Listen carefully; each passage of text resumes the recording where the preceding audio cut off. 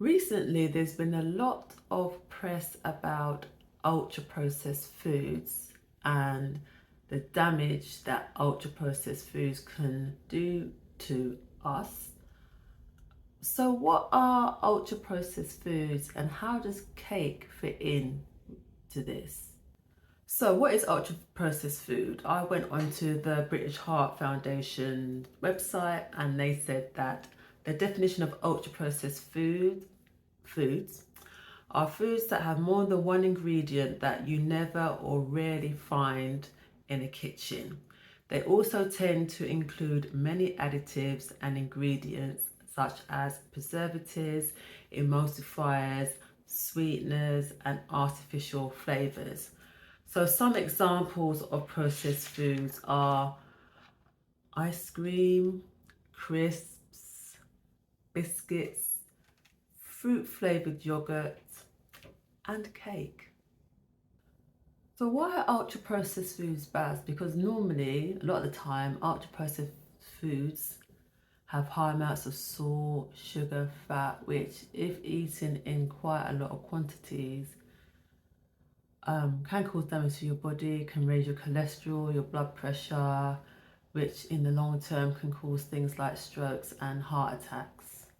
So what are my thoughts? As somebody who reviews cake, and cake, as I said, is classed as an ultra processed food. This is a bit like, oh, okay, should I even be eating cake at all? But what I will say is, as much as cake is a big part of my life, I don't eat cake every day. I have a day job, as you know, and I tend to do reviews of my cakes at the weekend. So my weekend is when I kind of don't eat as healthily. During the week, I eat very healthily. I work out 5 times a week. I'm a pescatarian. I don't eat meat, but even then, me being a pescatarian, there are times when I can go for weeks without eating fish. I tend to base my foods on fruit and vegetables, pulses. I have some dairy, not a lot. I don't drink milk. I don't drink tea or coffee really.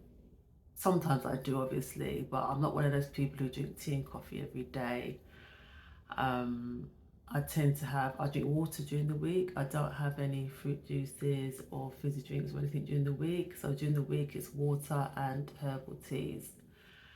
So me reviewing the cakes, because I do it at the weekend, it's kind of for me a balance. And even then, when I do review cake, I give a lot of it away. So if I have like a whole, if I'm reviewing, if you see me on Instagram or TikTok and you see me reviewing like a pack of 5 cakes, I'm not going to eat all those 5. Sometimes I barely even finish the one. A lot of the cakes that I give away, I either tend to take to work or I give them away on, as I said before, the Olia app.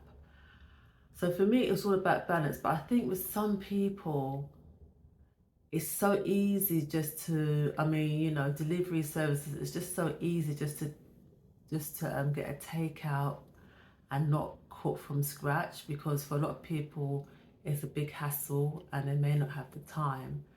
But what I would say to that is, batch cooking is really good. So if you have like one day in the week, normally at the weekend for a lot of people, where you can sort of batch cook for like the week, and you can like put it in the fridge and freeze it.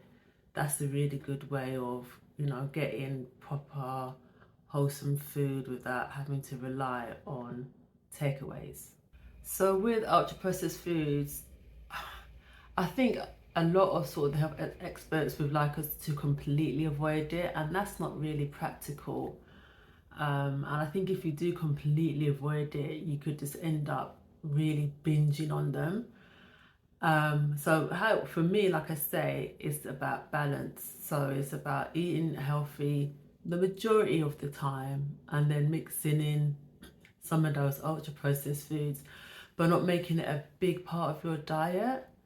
And I think, like I said before, the danger with some people is that a lot of their diet is on a lot on ultra processed foods. So my thoughts are balance is the key, have your ultra processed foods, but make sure that you're mainly eating healthful food.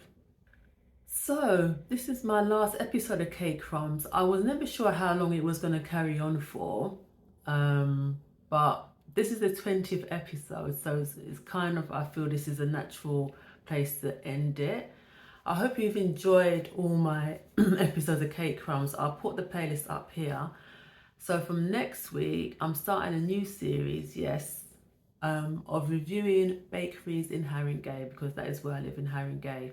And I thought it'd be good to sort of focus on the area where I live and sort of seek out bakeries that I've wanted to try but I haven't got around to trying it, and maybe trying to find bakeries that are not really obvious and haven't really got a lot of sort of publicity and stuff like that. So that's going to be starting from next week, and again that's going to be a 20 episode as well. So I'm looking forward to that.